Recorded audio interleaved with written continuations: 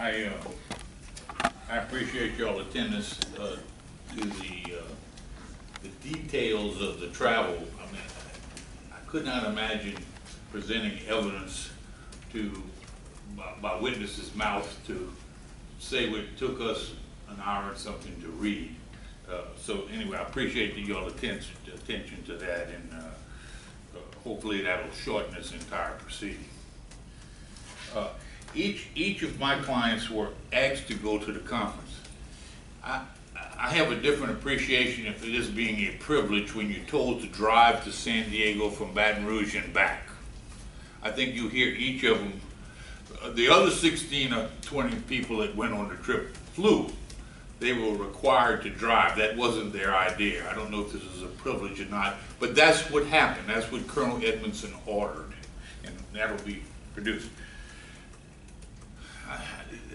The way this case is going to unfold, we're probably not going to know until Colonel Edmondson shows up on Friday, because we have no idea what he's going to say.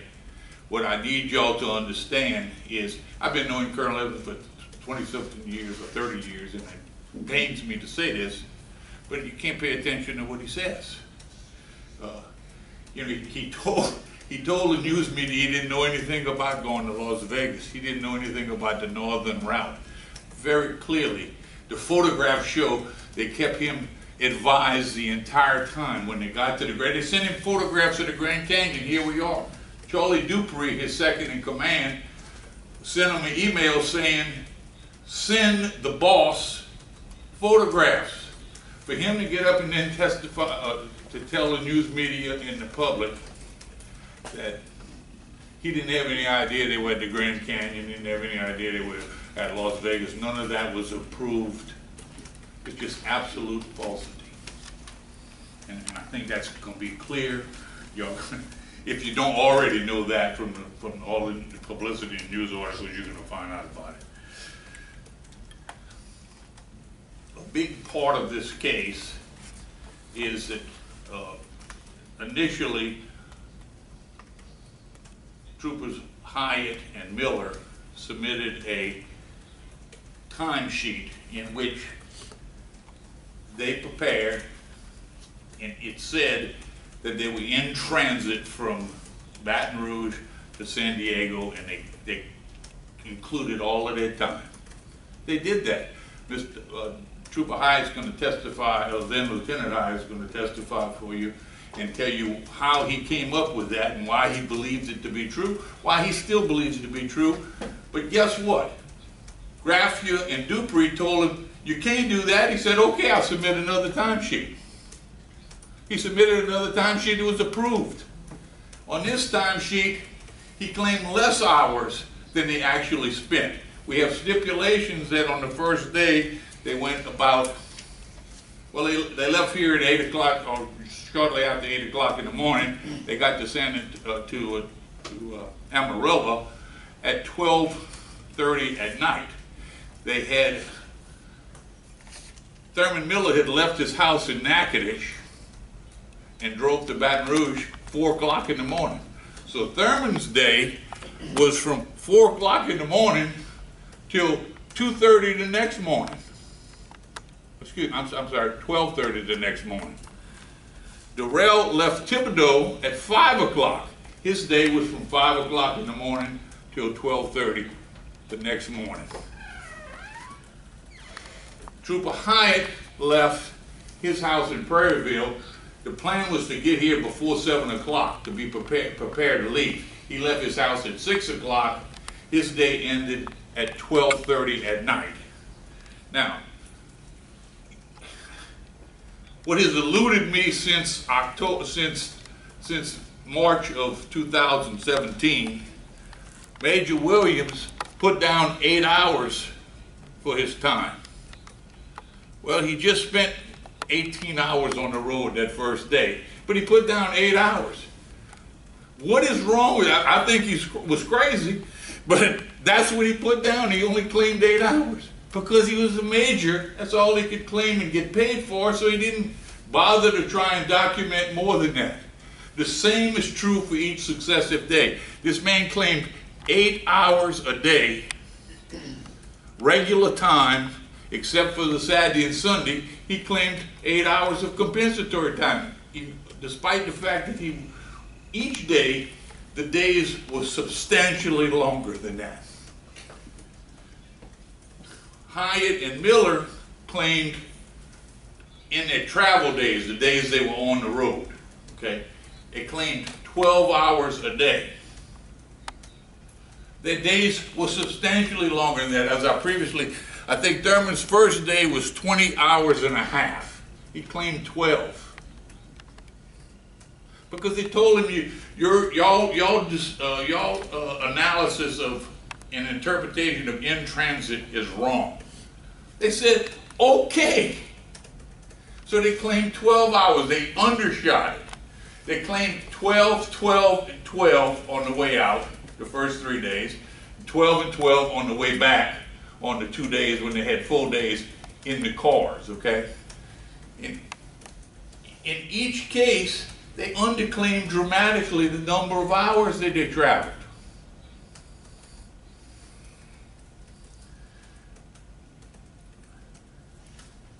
What's important to you, we submitted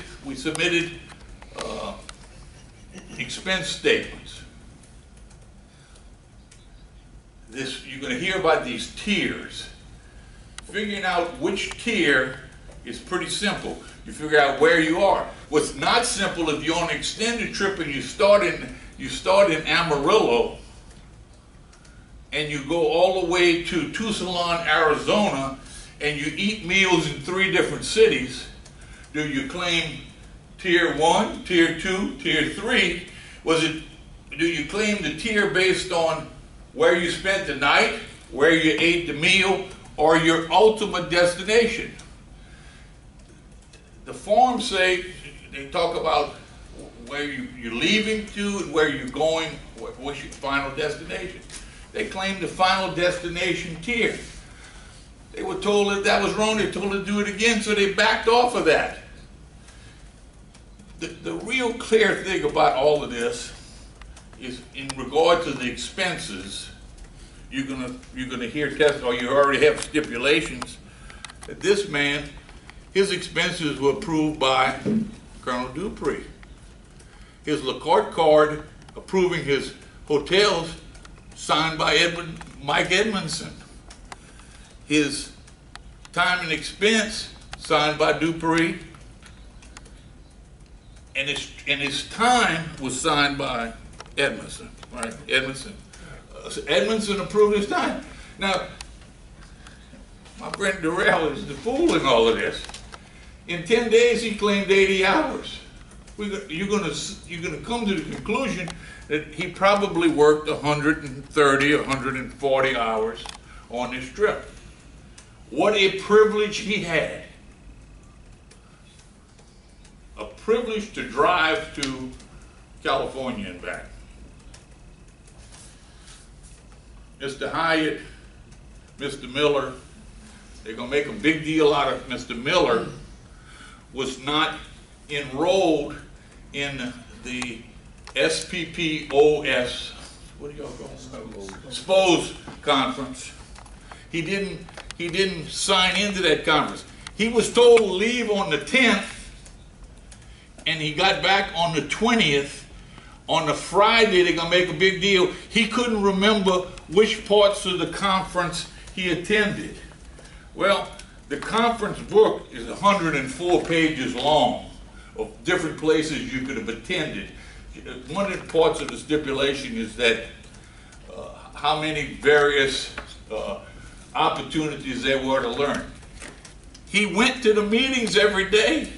He didn't sign in and pay the timesheet, but the testimony is going to be very clear. I believe some of those meetings he attended with Graffia, others he attended with Dupree. But they're going to make a big deal. He wasn't working all that time on Friday. Well, he was at the conference. That's what he went to San Diego. He was in San Diego because he was told to drive. While he was there, he utilized his time going to the conferences, going to the meetings called by the command staff, attending the functions called by the command staff. He submitted his time. He was told to submit his time. They're going to make a big deal out of Sunday, saying Darrell Williams went and played golf. He did. The golfing event, let me get my right page here, was a conference event, and it was from 6 o'clock in the morning till 3 something in the afternoon. It was called a networking event. He was ordered by Colonel Edmondson to go play golf with the Motorola people to interface with them regarding their equipment. He said, "Yes, sir." After that, he finished playing golf sometime afternoon, and he went to have lunch with the Motorola people and Colonel Edmondson, continuing to talk about state police business equipment. So he goes to play golf. I think you'll hear he left about before 7 in the morning. And they finished the luncheon, maybe 3 o'clock in the afternoon, 2:30 in the afternoon. He only had claimed 8 hours. But this has been a big part of this case for 2 years. Now, I guess Colonel Edmondson can get on the stand, and I don't know, I think he's going to testify. I'm hoping that Colonel Edmondson will tell you the truth. But he told the man to go play golf with him. He told the man to come have lunch with him. Continue talking about business. Why are we wasting a lot of time about his 8 hours on that day? Why are we wasting any time about his 8 hours times 10 when he worked way more hours than that? I don't know the answer to that. But I know one thing. He was demoted, he was the major in charge of internal affairs, and he took a $15,000 demotion. $15,000. He didn't claim one nickel of overtime.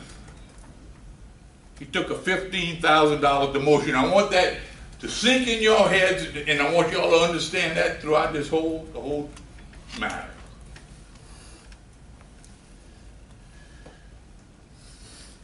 Mr. Hyatt, Mr. Miller, when all is said and done, although their court cards were approved, their time was approved, their expenses were approved, all by the appropriate people. All by the appropriate people. They voluntarily, because they're catching so much heat in the newspaper and people giving them so much grief over this, because Edmondson said he didn't know anything about this trip. He might have been out of the country, like he's out of the country today, he must have been out of the country then, too, because he claims he doesn't know anything about anything. Mr. Hyatt sent a check for $1,300 something. He said, I want to clear, this is in his mind, I want to clear all this up. He reimbursed $1,300 and some odd. He paid for the fuel for the time they left the route and went north and went to the Grand Canyon, came back to Highway 40, went up to the Hoover Dam in Las Vegas. It was calculated that took about 7 hours. He reimbursed 7 hours of overtime. He reimbursed the mileage and vehicle use. Okay? But this is the kicker. They were getting so much grief, he reimbursed 2 days of hotel rooms. Well, guess what? He was on this trip for 10 days. If he didn't stay at the Grand Canyon, at the Holiday Inn in Grand Canyon, if he didn't stay in Las Vegas, he'd have stayed somewhere, but he reimbursed the full amount because he didn't want to hear the grief anymore. They were arguing about whether or not he should have got reimbursed $639 for his meals, $624, and they were arguing about that. It was $15 we were arguing about. he reimbursed $127 for his meal, saying the day he went to the Grand Canyon, he didn't charge any meals. He reimbursed the full 2 days of meals. The day he went to Las Vegas, he not only reimbursed the hotels for those 2 days, for that day, he reimbursed all of the meals for that day. My point is this: he'd have been in a hotel somewhere and he'd have been eating meals somewhere else. They over-reimbursed, not because they got money to give away, but they wanted to try and show good faith that they were trying to get this thing resolved. The most significant thing about good faith, Charlie Dupree told them that they could not claim their sleep time. Redo your expense statement. They did. And they submitted, they undersubmitted. They went to 12 hours at that point in time, although they had spent many more than 12 hours. The whole key to this case, for y'all to understand this, is troopers regularly have to fill out these travel and training forms. They have to fill out a form about where you had your meals, where you ate, if you took a plane ride, or if you had mileage, or whatever you had. They routinely submit them. They routinely submit timesheets. It's incumbent upon their supervisors to review those timesheets, those expense statements, and they did. And they said, here, take them back and correct them. They did. They then submitted reimbursement.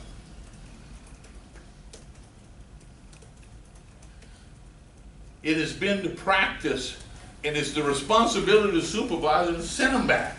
Let them correct them, get them approved the second time. That happened. The courts were all approved, the times were all approved, the expenses were all approved eventually. They made the reimbursement. Mr. Hyatt takes almost a $10,000 lick. And we're not talking about $10,000 one time. We're talking about $10,000 for years. It's a reduction in your pay. It's a reduction in your demotion. It's not like a suspension where you did bad. Let's give you a 10-day suspension that costs you $1,500. This is a demotion that continues to cost you for years for the rest of your career.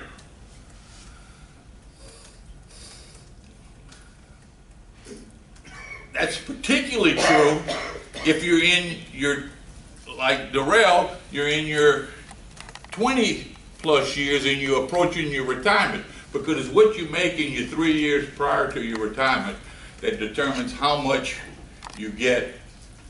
That's how much your retirement is based on. This has been devastating to this man. And what did he do? He played golf because the colonel told him he played golf. He charged 8 hours a day, although he spent a whole lot more time than that working. And he sent some photographs, and he received some photographs. He did that. I don't think it ought to cost him over a course of his career $50,000, $60,000 because he sent some photographs on a departmental email as opposed to on his personal email. He made a mistake. The punishment in this matter was geared to the publicity. It's geared to the fact that this was on WAFB. I remember sitting in my living room with my wife on the 18th of February when Colonel Edmondson came on Channel 9 and announced that they were going to do an investigation of this matter. And I said, holy shit, this is going to take up my next 2 years of time. And boy, what a truism that turned out to be. There is multiple deficiencies in the way this investigation was conducted. There's multiple violations, police officers' Bill of Rights, Chapter 12 of the Civil Service Rules, the Policies and Procedures Manual. I guess we have to gloss over all of that, because let's punish them because it looks bad. The department got to look bad. Well, guess who sent them on this trip? Mike Edmondson. This matter went before the state auditor. It went before the Board of Ethics. They weren't punished. They wasn't criticized. The finding was that Mike Edmondson directed the trip, told them where they could stop, where they could go, and he approved all of their expenses. And nothing's changed about that today, except that the Board of Ethics didn't look at the pictures Darrell sent on his telephone. But other than that, everything's the same. And that board considered the matter and decided that Edmondson knew exactly what they were doing, approved what they were doing, suggested what they were doing. He's the one who told Rodney Hyatt, take your wife Michelle with you. Well, he took his wife. Other troopers, hard command, they all took their wives. But he told Rodney, take your wife, y'all enjoy it. You need to see the mountains. Well, there's no mountains on the last time I was on Interstate 10 going west, there's no mountains. The mountains on the northern route. He's the one that suggested they take the northern route. He knew exactly what he was doing. I don't criticize that. If I had to drive out there, I wouldn't want to go on I-10. The entire point is this. All the expenses are approved, all the time was approved, the carts were approved.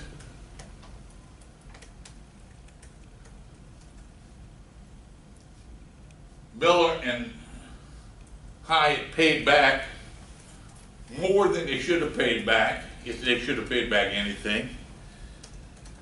Major Williams kept waiting. He will testify to you. I kept waiting for them to tell me how much you want me to reimburse. Happy to do it. Nobody ever told him, because Mike Edmondson signed off on his time. Mike Edmondson signed off on his expenses. And I guess nobody was going to question what Mike Edmondson did. If anybody caused embarrassment to the Louisiana State Police,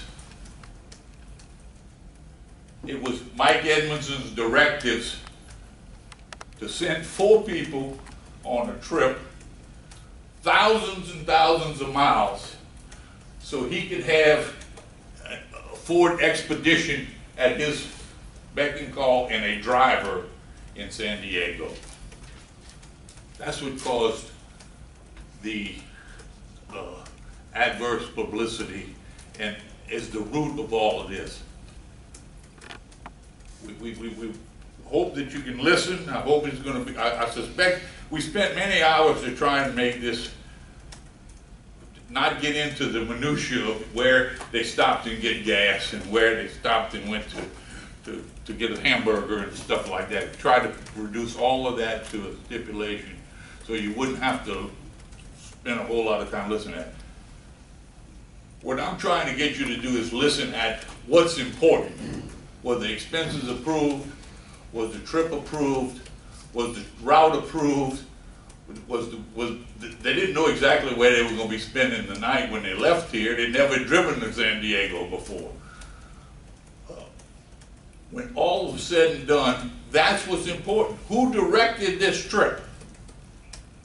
Who demanded that he receive photographs of their progress along the way? The colonel of the state, the then colonel of the state police.